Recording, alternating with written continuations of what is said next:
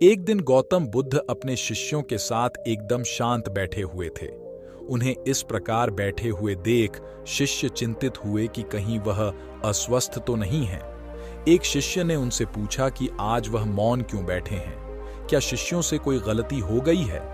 इसी बीच एक अन्य शिष्य ने पूछा कि क्या वह अस्वस्थ हैं, पर बुद्ध मौन रहे।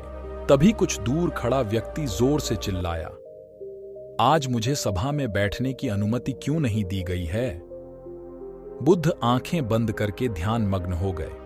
वह व्यक्ति फिर से चिल्लाया, मुझे प्रवेश की अनुमति क्यों नहीं मिली।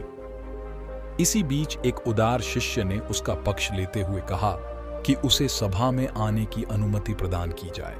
बुद्ध ने आंखें खोलीं और बोले, नहीं, वह अछूत है, उसे आज्ञा नहीं दी जा सकती। यह सुनकर शिष्यों को बड़ा आश्चर्य हुआ। बुद्ध उनके मन का भाव समझ गए और बोले, हाँ, वह अछूत है। इस पर कई शिष्य बोले, हमारे आश्रम में जात पात का कोई भेद ही नहीं, फिर वह अछूत कैसे हो गया। तब बुद्ध ने समझाया, आज वह क्रोधित होकर आया है। क्रोध से जीवन की एकाग्रता भंग होती है। क्रोधी व्यक्ति प्राय मानसिक हिंसा कर बैठता है, इसलिए जब तक वह क्रोध में रहता है तब तक अछूत होता है। इसलिए उसे कुछ समय एकांत में खड़े रहना चाहिए।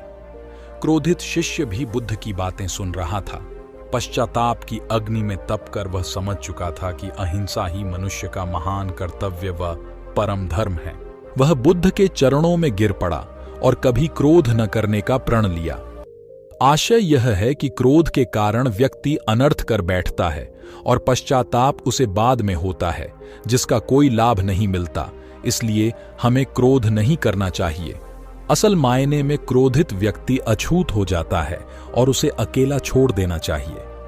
क्रोध करने से तन, मन और धन तीनों की हानि होती है।